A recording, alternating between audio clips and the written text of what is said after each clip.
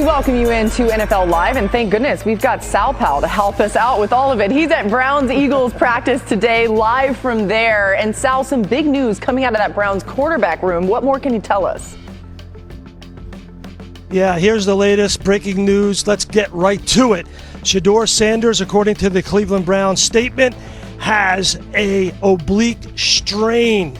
He suffered that in warm-ups this morning here at the joint practices with the Philadelphia Eagles. The exact statement says, quote, update from the Browns. Further medical testing and examination of Shedeur Sanders revealed an oblique strain. He is considered day-to-day.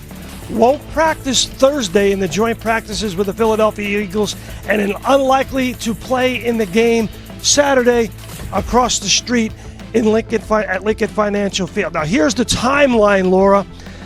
This morning, out on the practice field at NovaCare, we watched Shedeur Sanders warm up. He had every intention of going out there and joining the quarterbacks of the Cleveland Browns to practice, joint practice with the Philadelphia Eagles. Then he went over to Kevin Stefanski, the head coach, who told me after practice that Sanders complained of soreness or tightness in his oblique, and Stefanski pulled him out. He wanted him to practice against the Eagles. So after practice, I got a chance to talk to 40-year-old Joe Flacco, who's right now number one on the depth chart, about how Shedeur Sanders is handling the ups and downs of being injured, not being able to practice, starring in a role against the Panthers in his first preseason game. How is he handling the spotlight? Here is Joe Flacco's answer. Listen to this. Shedeur does a great job with that. I mean, I think I think he's been around it a good amount, so he knows how to handle it and stay even and not really let it affect him. So, what does this Browns team got to do offensively to be better than they were last year, Joe? I think we just got to be physical and use that physicality to our advantage. I think anytime you want to be good on offense in this league, it starts with that. It starts with the guys up front and giving them the ability to play fast and play physical. Joe Flacco, as we know, grew up about 8 miles over the Walt Whitman Bridge in Audubon, New Jersey. His wife and children were here today. He's 40. He's got a Super Bowl MVP. Doesn't need to practice, but he was out there today.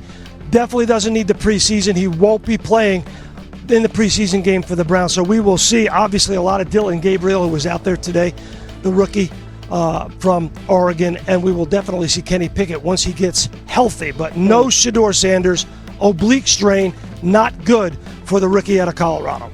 All right, thanks so much, Sal Pal. The latest there. A lot to unpack as we welcome you into the show. We got Meg Tannenbaum here, as well as Mina Kimes and Peter Schrager joining us, too. Mike T., how do you think this injury affects Shedeur Sanders? The Browns are trying to manage this quarterback room, get people reps, and now he's hurt. Yeah, Laura, there's a lot to unpack here. So first of all, it doesn't seem serious, which is great. So we could take IR off the table, which would end his season. It's too bad because Shedeur played very well against the Panthers. They still have one more preseason game against the Rams to evaluate. But now Dillon Gabriel, will he play? He was the third-round pick. He'll hopefully get an opportunity. But it just seems like this is all trending towards, hey, we have Joe Flacco, the ultimate bridge quarterback at 40 years old. But it's really too bad because I thought Shedeur was very encouraging in the first game. But one of the things about being a pro quarterback, guys, is you have to be durable. And hopefully this is just a small bump in the road. But any chance he may have had to start, which was probably a long shot, is obviously greatly diminished by not playing. Yeah, I think it matters in two ways. One, the competition aspect, which I see more about QB2 backing up Joe Flacco. He could potentially lose some ground to Dillon Gabriel just by not being available in this game. And then the other is development. These reps matter a lot for these young quarterbacks. I thought Shedeur was really impressive in his first start. I was impressed by his act in college. And one of the things that young quarterbacks have to learn when they come to the league, NFL speed is different from college speed. He can't go backwards the way he did a couple times in this game. He knows that. His coaches tell him that. But he has to play to learn that and to get those habits out of his system. So the more he plays, the better. It's going to make him a better quarterback. Yeah, look, I've been called a hater for saying that I don't think he's got a shot of winning this quarterback one, and it's nothing to do with me. It was that he was fourth on the depth chart. And I thought Friday night was sublime. I thought he was fantastic. And then I wake up in the morning and I'm texting with some sources around the team.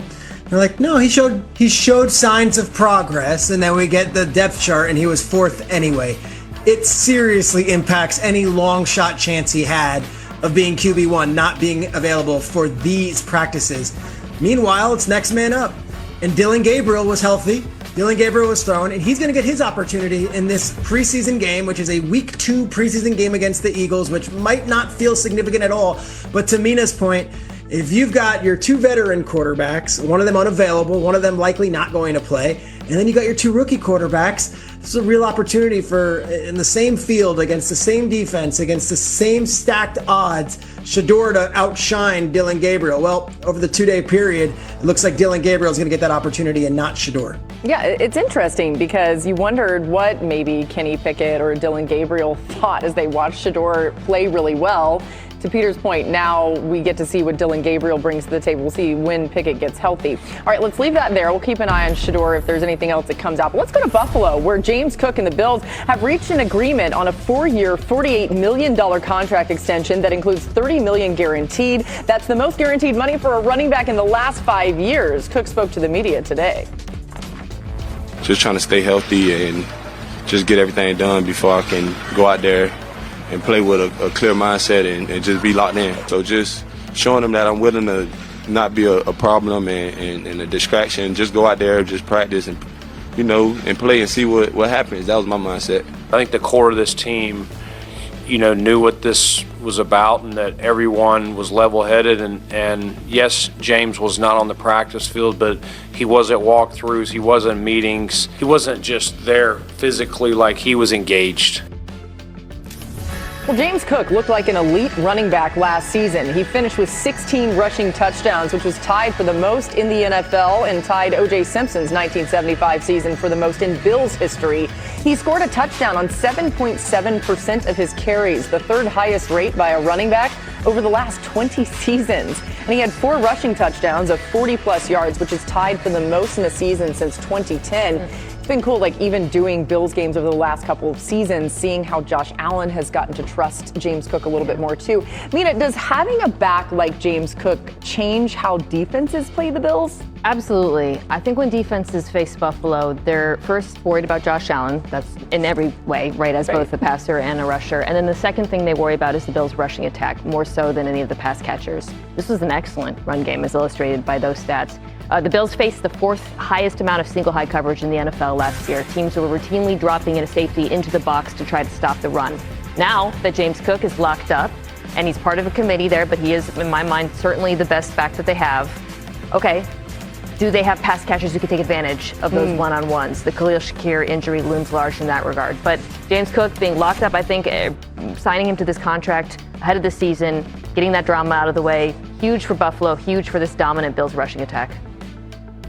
And it's big because it completes an offseason in which their goal is to take care of their own guys, homegrown talent. And when you look at Greg Rousseau and Khalil Shakir and Benford and Bernard and, of course, Josh Allen, they all signed extensions. We were waiting on Cook. To get this done now is huge. You have your completed set. You've got the Infinity Stones. And this is where it's, all right, we've got our full arsenal. Whether or not we're great at wide receiver or we have some questions at different positions, this is our guys, and they're all available, and they're all going to be on the field. I would add this. We talked a lot about what Cook wanted and whether he was going to get Saquon or Derrick Henry money. He doesn't get the average per year of them, but this contract, just doing the math on my own little, whiteboard over here, he does get more cash flow than what Saquon signed for as a free agent last offseason, and the same as what Josh Jacobs did last offseason. So $12 million a year, $30 million guaranteed. Everyone can go home. The agent can feel great. He did his job, could pat himself on the back. And now we're not even at, mid-season of August, and we've got the whole team ready to go. And Mike T, I look at it, I'm like, all right, Bills, no excuses now. And by the way, Mike T powering through some difficulties over here with the audio. Nobody would ever know if I didn't say it, but I just wanted to say it just in case. Well, I'm going to piggyback on what Mina said, because I have absolutely no idea what Peter said. I could not hear anything that Peter said. But I agree with what Mina said. We should, though, Peter. We can hear you. Just Mike can't hear you. Go ahead. You're not the More first. important than me agreeing with Mina, Coach Belichick would, and he would always talk about how a lot of times in pro football, teams would lose games before they ever win. So stylistically, James Cook really fits in well. Fewest interceptions by Josh Allen in the league, 3rd fewest sacks. So this is really an extension of how they see how they want to play. And I do think to take the next step, is it going to be Dawson Knox, Dalton Kincaid,